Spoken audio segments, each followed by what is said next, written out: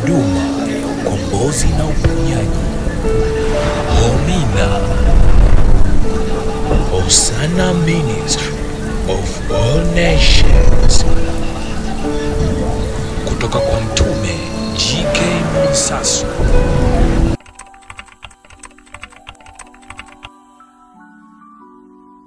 Tunda la Roho. Upendo ni maisha, watu wa Mungu, na maisha ni upendo. Mungu ni roho na shetani ni roho. Watu wa Mungu, hizi ni falme mbili zinazoshindana,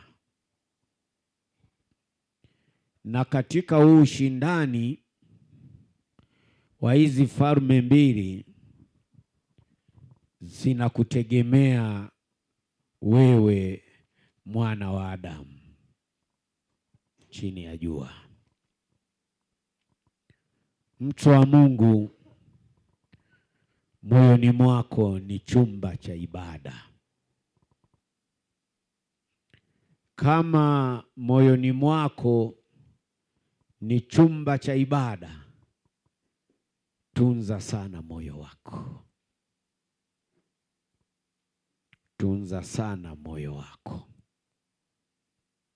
Tunza sana moyoni mwako. Watu wa Mungu, mimi ni mtume niliyetumwa kwa ajili ya kazi maalum. Na hiyo kazi maalum niliyotumwa nayo ni ile ya hali halisi ya kufanya mabadiliko ya uokovu kwako wewe. Uokovu, watu wa Mungu, ni mabadiliko ya tabia. Kwa hiyo nilichotumwa na kusudi kubwa nililotumwa chini ya jua katika hili anga ni kukubadilisha wewe kwenye hiyo tabia ya mila na desturi za wazazi wako, za kabila lako. Mahala hapa tuache injili za mazoea.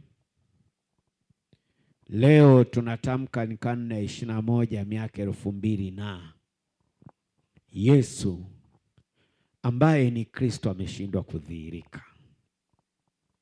Nimetumwa mimi, ni mtume wa karne 21. Nimepewa maono nikwambie Kristo amerejea.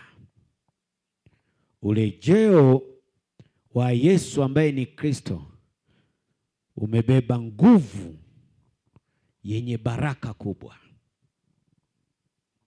kutawala na kumiliki.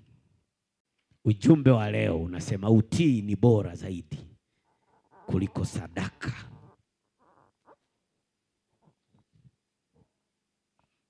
Utii ni bora zaidi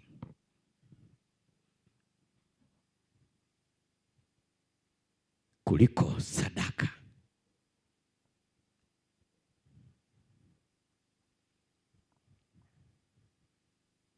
Utii ni bora zaidi kuliko sadaka. Neno la Mungu linasema, ninyi mkiomba lolote kwa jina langu, hilo nitalifanya, ili Baba atukuzwe ndani ya Mwana. Tuko hapa ni kwa sababu tuna uhitaji mbele zake Mungu. Lengo na kusudi, watu wa Mungu, unapopokea uokovu lazima kuwe na matokeo. Lakini matokeo yanakosekanika ndani ya uokovu ni kwa sababu hatujaacha mila na nini na desturi na sheria za dini zetu. Neno la Mungu linasema, ninyi mkiomba lolote kwa jina langu. Sio Mwansasu, huyu ni Yesu ambaye ni Kristo anasema ndani ya Mwansasu, mkiomba kwa jina lake, hilo nitalifanya. Hilo ombi lako litatekelezwa manake. Manake matokeo ya Mungu wa kweli, Mungu wa miungu, yanapatikanika ndani ya Yesu ambaye ni Kristo. Ndio manake.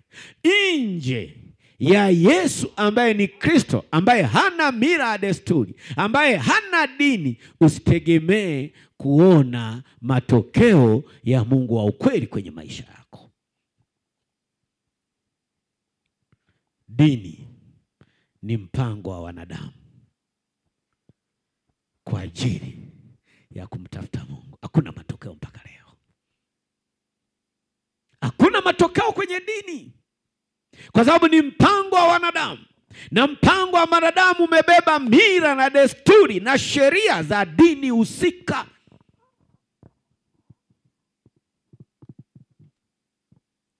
Niko hapa ili nitoe siri ya kufanikiwa ndani ya Kristo. Ili tufanikiwe ndani ya Yesu ambaye ni Kristo wa urejeo, ni lazima tuachane na mila na desturi na sheria za dini zetu. Sijui vipaimara, sijui harusi. Narudia tena, mimi nimesemwa sana, hasa hata nilivyoanza na utumishi. Ndio acha kabisa. Unakuwaje mtumishi wa Mungu ambao ukufunga harusi? Nataka washiriki kula ubwabwa. Mazoea, mila na nini? Mnanielewa ninachowahubiria? Amina. Naelewa. Amina. Lakini mimi ambaye sijafunga harusi, nimekimbia mila ya desturi na sheria za dini husika, leo mimi naponya. Na mnapona kweli. Amina. Sasa sijui huko mnakofunga harusi kama mnapona. Mngekuwa mnapona msingekuja hapa. Kwa nini mnaenda kwenye harusi?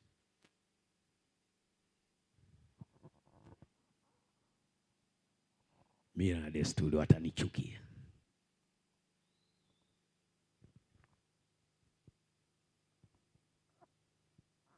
Na yote haya watu wa Mungu ndio chanzo cha Yesu ambaye ni Kristo wa urejeo, bila kujifunua kwenye maisha yako.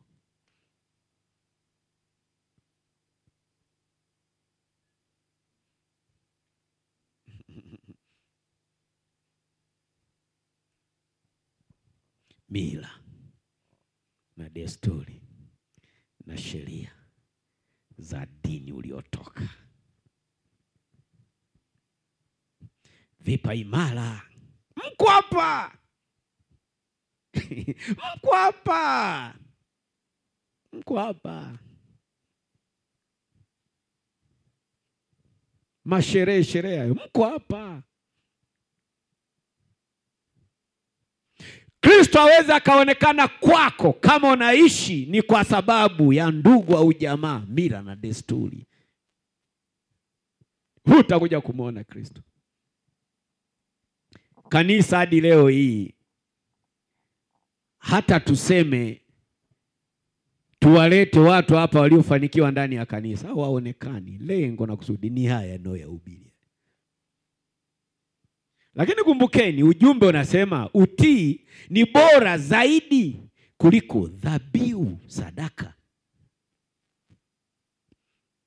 Wengi kanisa tunajitoa sana katika wokovu wetu, lakini hakuna matokeo. Sadaka zetu hazina matokeo, na kama yapo matokeo ni kiduchu. Tuna makando kando. Mungu wa kweli ni wa haki. Nyeupe huwezi kaigeuza iwe nyeusi.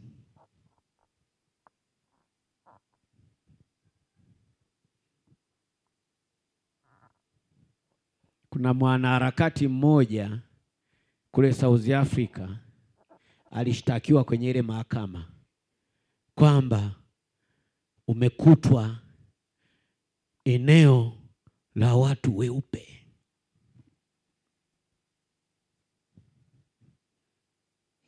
Akamuuliza mheshimiwa hakimu, naomba nionyeshe kitu cheupe kikoje. Msimamizi wa huduma, hicho ndio cheupe, sio maana hilo karatasi ndio cheupe. au kalete unga, una unga ndani. Yule mwanaharakati alimuuliza hakimu, nionyeshe kitu cheupe kikoje. Likaja karatasi. Basi kaa tu. Kaa tu. Si karatasi si nyeupe hiyo. Achana na mistari tu. Afu akasema haya, naomba uchukue hii rangi unaosema ndo watu weupe na hii. Je, wako sawa?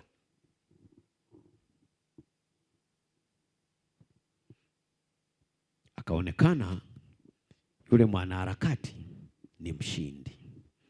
Kwa sababu ukichukua wale wanaojiita wao ni weupe, hawana hiyo rangi. Sijui rangi yao ikoje.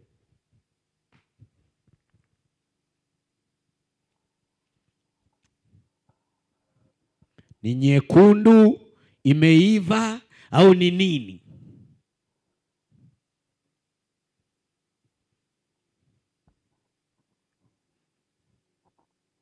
Ninachotaka kusema na kulenga, Mungu wangu aliyenituma ni wa hivi. Ukiamua kubadilika leo, utaona mabadiliko ya maisha yako. Haleluya. Amina. Haleluya. Amina. Neno la Mungu linasema, ninyi mkiomba lolote kwa jina langu, hilo nitalifanya, ili Baba atukuzwe ndani ya Mwana. Tuko mahali hapa watu wa Mungu, lengo na kusudi, Kristo anatakiwa kutukuzwa. Kuna msemo anatembea nao sasa kwa mwezi, kwamba nimebarikiwa kwa ajili ya wengine. Utaponywa kwa ajili ya wengine. Utafunguliwa kwa ajili ya wengine. Utakombolewa kwa ajili ya wengine. Kwa namna gani? Ugonjwa utakuondoka wewe kwako. Leo kuna watu watashuhudia. Huyu mama amesema miaka 30 ameugua. Leo alikuwa anatoa ushuhuda. Lakini kuponywa kwake, heshima na utukufu ni hili jina. Hili jina lili nguvu yake ilitokeza kaenda kumponya. Lengo na kusudi, mbingu zikubariki. Wengi makanisani hawaamini kama kuna uponyaji.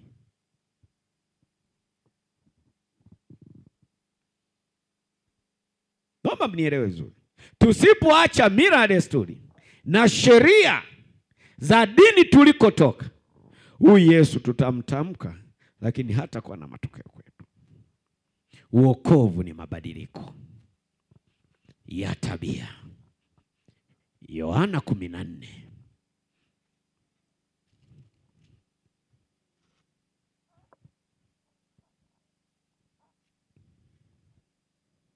mstari wa 21.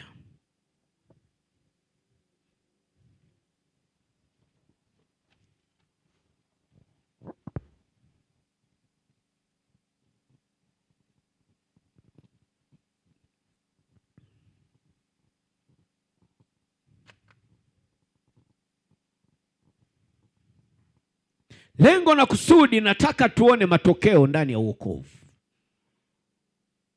Tumeona Wayahudi ni chanzo, wokovu kutokuwa na matokeo.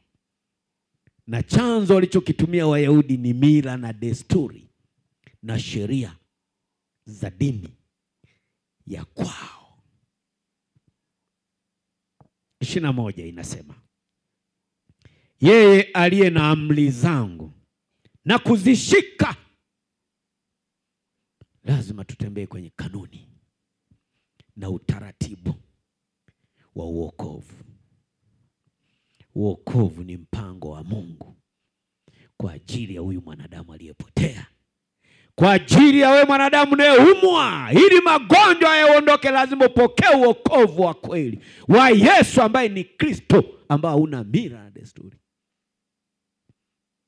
Msifikiri kwa nini Pentekoste hakuna matokeo. Mila na desturi zimekaa, sheria zimeingia.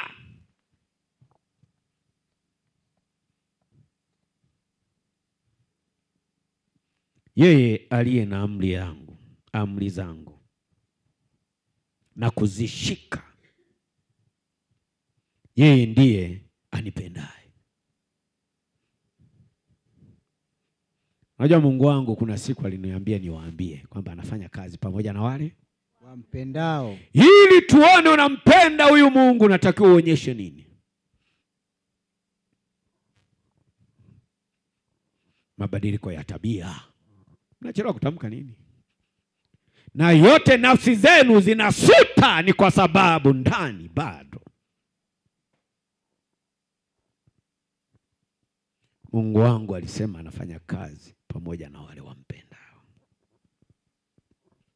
Upendo wa dhati kwake Mungu lazima utembee kwenye sheria na kanuni za kwake.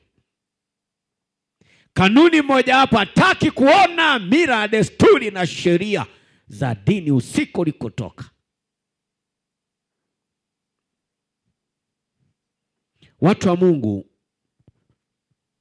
tuko hapa, tumekutana leo, tunachokiomba na kukitaka mbele zake huyu Mungu ni mabadiliko ya maisha yetu. Sikudanganye mtu. Ni mabadiliko ya maisha yetu. Watu ni wagonjwa, biashara haziendi, ndoa zina changamoto. Chanzo chake cha haya matatizo ni mila na desturi. Yeye aliye na amri zangu na kuzishika. Kumbuka sana hili neno. Unaweza kaa una amri za Mungu, unazisoma, unaziimba kama wimbo, lakini hujazishika. Neno kuzishika hili limetumika katika kutenda haki ya kwake Kristo, kutembea kwenye misingi. Ndio maana hili neno sio kushika kama kushika hivi.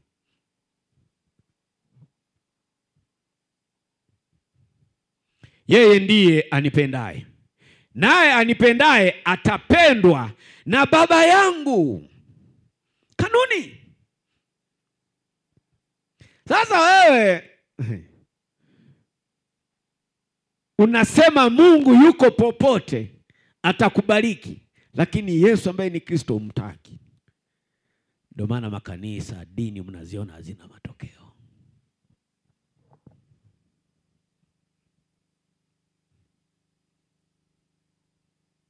Nami nitampenda na kujidhihirisha kwake. Kujidhihirisha kwako ni kwa namna gani? Ukitembea kwenye misingi na haki ya huyu Yesu ambaye ni Kristo wa urejeo, ni matokeo ya hitaji lako. Wengi hatuna matokeo ya mahitaji yetu, ni kwa sababu hatuna upendo na yeye. Hatutembei, hatujazishika amri na kanuni. Mtume ametumwa kuambia achana na mila na desturi na sheria za dini yako likotoka, lakini wewe bado. Anahubiri mtume, jioni kesho mko humo humo. Mimi sitaacha kusema kwa sababu nimetumwa niseme. Na mimi wakati wangu nitapita we. Kama vichwa vyenu vitakuwa ndo hivi hivi, Yesu hatarudi tena kesho kwamba ndo mwisho wa dunia. Tutasubiria mpaka wote mbadilike. Wangapi mko tayari kubadilika? Tukiwaona kwenye hayo matukio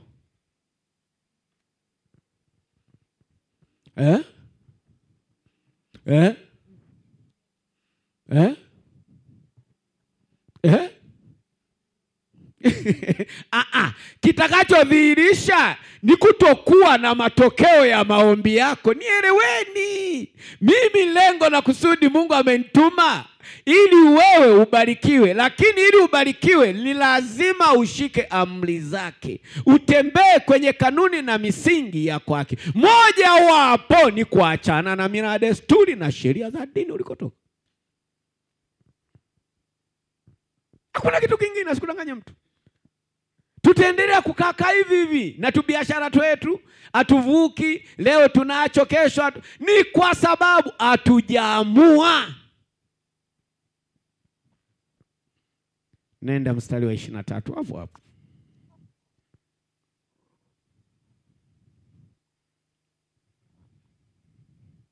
Yesu akajibu akamwambia, mtu akinipenda atashika neno langu. Yesu akajibu, mtu akinipenda atashika neno langu. Sasa nyinyi Kama yale kila siku no ya ubiri amyafanyi, mnarudi kule kule kwenye mila desturi, ni waweke kwenye gudiga. Mbona chungulizia pembeni? Hatuna upendo na huyu Yesu ambaye ni Kristo. Ujanja tu. Huwezi ukamtetea wewe. Na utetezi wa Yesu ambaye ni Kristo kwako ni pale ambapo udhihirisho wa kanuni na mifumo halisi ya kwake ikionekana kwako. Wewe unasema nimeacha uzinzi, afu kesho anakuona unaruka majoka. Wewe wokovu gharama, msilete masiara. Na wokovu watu na ubiri. Kama unaishi na mwanaume au mwanamke mwenzio ni kwenye dini. Unapookoka unatakiwa ufanye uache. Sasa wenzetu bado uko humo vipi? Akinipenda atashika neno langu. Na Baba yangu atampenda. Na Mungu akisha kupenda ataachilia kile ambacho ulikuwa unamuomba. Wengi mbarikiwa ukamiliki ni kwa sababu hatujaamua kubadilika.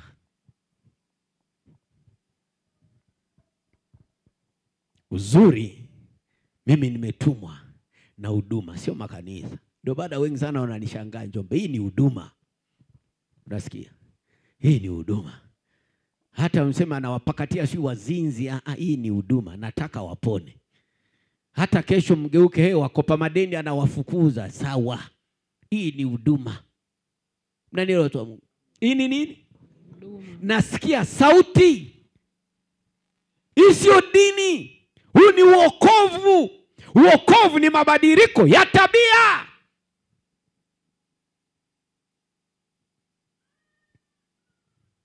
Yesu akajibu akamwambia, mtu akinipenda atalishika neno langu, na Baba yangu atampenda, nasi tutakuja kwake na kufanya makao kwake.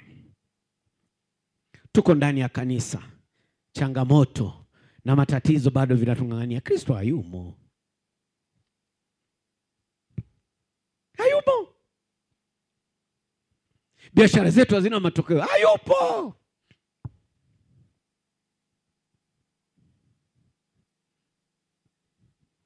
Amesema akigundua unampenda atamwambia na babake. Babake atamwambia, vipi huyu unamtaka nini? Anakupenda. Anambia twende tukakae mwake. Ni ulinzi. Yesu amesema tutafanya makao. Ndio maana leo ndani ya uokovu watu ni wagonjwa. Biashara ndio usiseme kama walokole wanalia we.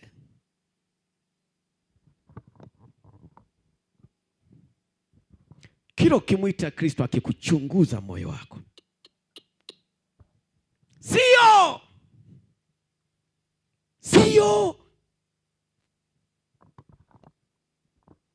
Kumbukeni tumeanzia kwenye Wakristo wa Kiyahudi. Walilazimisha mila na desturi na sheria za dini ya Kiyahudi za kwao ziingizwe ndani ya uokovu. Na zilivyoingizwa hazikuleta matokeo ya uokovu. Uokovu ni mpango wa Mungu kwa ajili ya mwanadamu. Mwana wa Adamu ni yule aliyebeba dhambi, na ndani ya dhambi kuna magonjwa, kuna umaskini tele, kuna ufukara. Ili ufukara ukuachilie ni lazima Yesu amuite baba yake, wafanye makao ndani ya moyo wako. Bibi yako anaondoka. Kuondoka kwa babu yako, mila, desturi au dini ya padri wako inampa nafasi Yesu ambaye ni Kristo anakaa mahali pale. Wengi hatujawaondoa hao. Nalia sana, na wakati niliotumwa ni mgumu, kwa sababu nahitaji kulibadilisha kanisa. Na kubadilika kwa kanisa ni matokeo. Ni matokeo ya maisha chini ya jua. Ndio maana nimesema ameniambia nikwambie, ameshuka, amerejea, ni ufahamu, utatawala na kufanya na kumiliki. Tunashindwa kutawala na kumiliki ni kwa sababu mila na desturi za miungu ya kwetu ina neno maskini, bado umeipa nafasi ndani. Mstari wa 24 unasema hivi: mtu asiyenipenda yeye ayashiki maneno yangu, nalo neno mnalolisikia silo langu, ila ni lake Baba aliyenituma. Aya yote ninayohubiri hapa uyafuate. Huna upendo na Kristo. Ungekuwa na upendo na Kristo ungeheshimu. Kumbukeni nimesema utii. Naongelea nini? Ukiwa mtii utayapokea ya mtume, na kuyapokea ya mtume utayatendea kazi. Ukishayafanyia kazi utaona matokeo kwako. Kwa nini? Kristo na babake wako ndani mwako, sio wagonjwa, walali na njaa.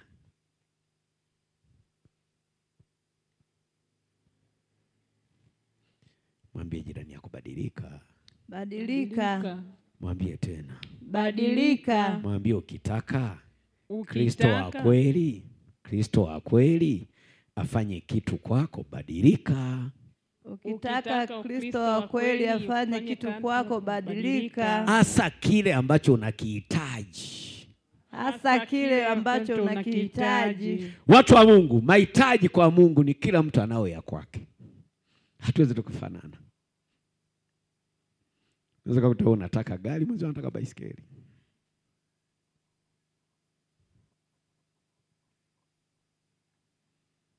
Tuwezi tukaigana.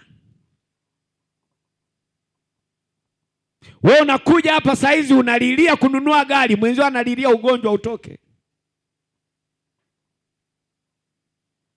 Lakini wote mkiambiwa Hosana, mkombozi amekuja, tunatawala na kumiliki. Watu wanatawala na kumiliki huko wanaumwa. Watu wanatawala na kumiliki wanashindwa buku ya kupiga simu. Shida nini ndani ya moyo wako? Nani ambaye bado yumo? Uliza jirani yako, ndani ya moyo wako bado nani yumo? Ndani ya moyo wako bado nani yumo? Anasema yumo nani?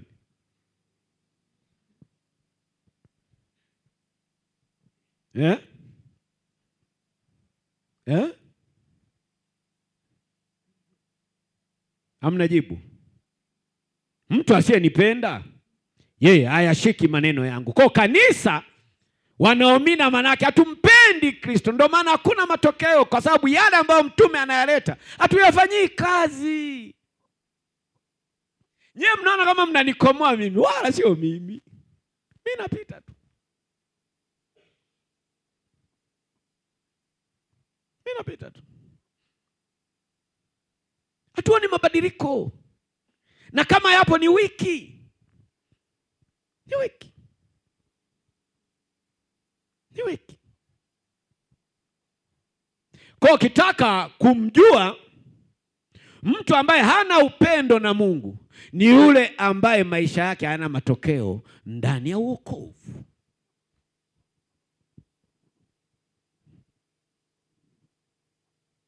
Kuna kusikiliza na kusikia. Mwambie jirani yako, kuna kusikiliza na kusikia. Kuna kusikiliza na kusikia. Muulize mwenzangu, umebeba lipi hapo? Mwenzangu, umebeba lipi hapo?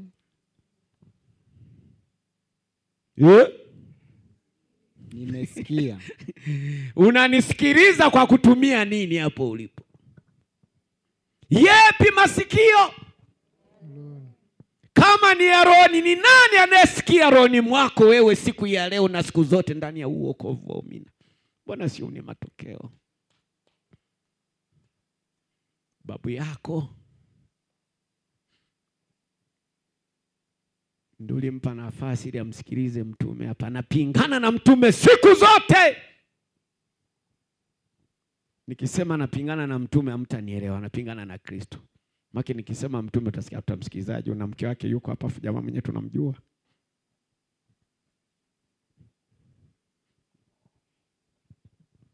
Babu yako anashindana na Kristo. Ukitaka imani ikue, jenga kwamba sasa babu anapambana na mtume. Mimi nimetumwa, huyo anayemtaka hawezi akaonekana kwako bila mimi.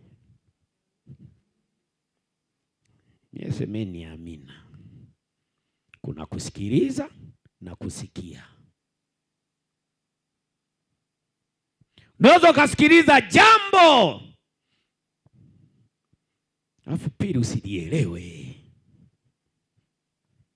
Unaweza ukasikiliza, si una masikio ya kusikia. Kama hizo unasikia hizi kelele, hizi ni kelele tu. Mila na desturi, kanuni, si unasikia tu. Lakini unaanza kuulizana, kwani ndo nini chenyewe huyu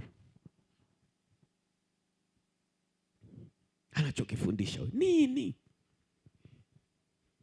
Nini?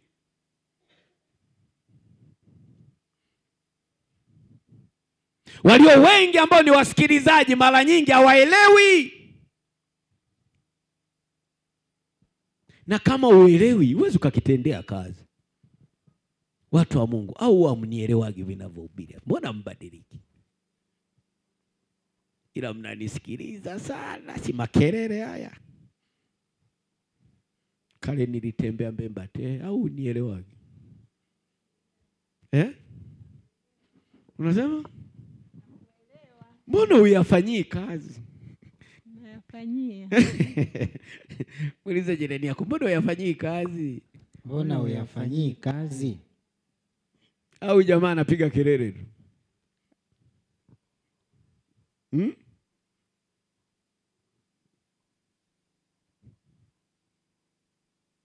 Wasikilizaji ni wengi, ila watendaji ni wachache. Lakini tusiwalaumu. Mnashindwa kuyatenda ni kwa sababu hamuelewi. Naumia kwa sababu nikiona maisha yako yanabadilika, najua ni Kristo. Najua kile nilichotumwa kinakuwa na utimilifu. Hamjui. Naumia na wewe ni kwa sababu ya hilo. Kwa sababu ya hilo. Kufanikiwa kwako, heshima na utukufu sio vya kwangu. Ni vyake yeye aliyenituma mimi. Pale kijijini, eneo nalokaa, wataanza kujaji, huyu mbona anabadilika? Kwa sababu ya wokovu wa umina. Kwa nini ubadiliki? Kwa nini ubadiliki? Kwa nini ubadiliki?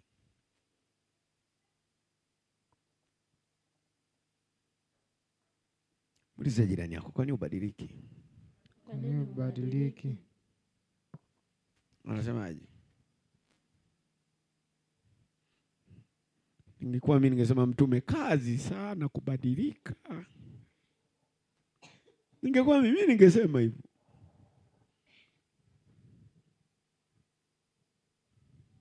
Amua. Kila kitu watu wa Mungu ni kuamua.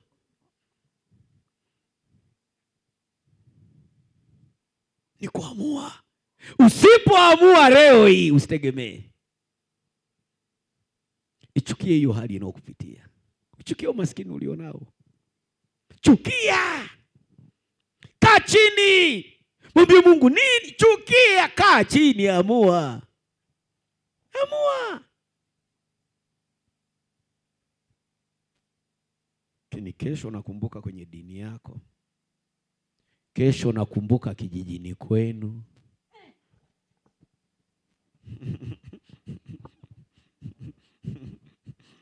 Mabadiliko haji sekunde. Amua kwanza. Na ana uvumilivu ndani yake. Kuna kusikiliza na kusikia. Unaweza unasikiliza lakini uelewi.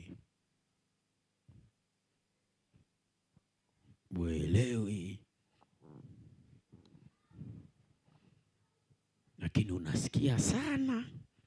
Yule mtume anasema mira na nini? Unasikia kweli anachokihubiri mtume, lakini hakina matokeo. Kuna matokeo.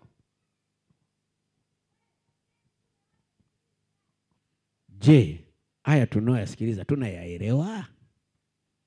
Muulize jirani, tunayaelewa? Unaelewa? Anasemaje jirani?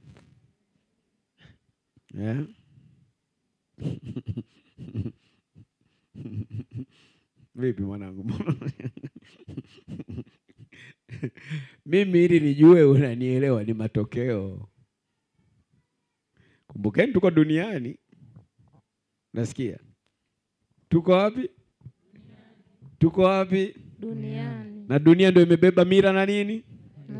Na sheria za Kiyahudi, dini husika. Bado tuko hapa, itakuwaje? Watanielewaje? Mtaa wa Kibena wote watanielewaje? Na mimi siendagi misibani, watanielewaje? Amna wewe, yani wewe uko tofauti pale Omina, mbona wenzio wanaenda?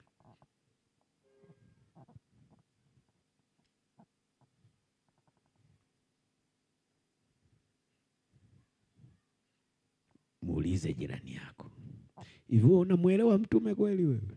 Wewe unamuelewa mtume kweli wewe?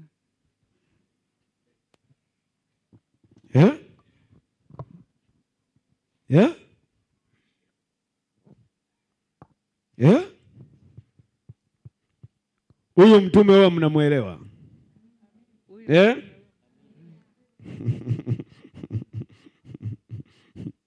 Ninyi mkiomba lolote kwa jina langu hilo nitalifanya.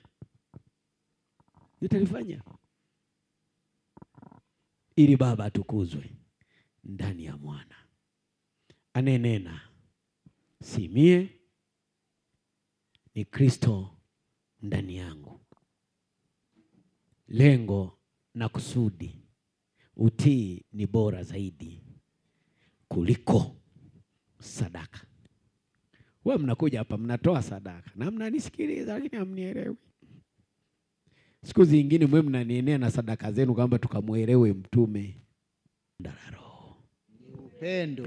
Tunda la Roho ni upendo. Upendo ni maisha watu wa Mungu. Amina. Na maisha ni upendo. Amina. Mwambie jirani yako shika neno. Shika neno. Mwambie tena. Shika neno. Ukalitendee kazi. Ukalitendee kazi. Mwambie tena. Ukalitendee kazi.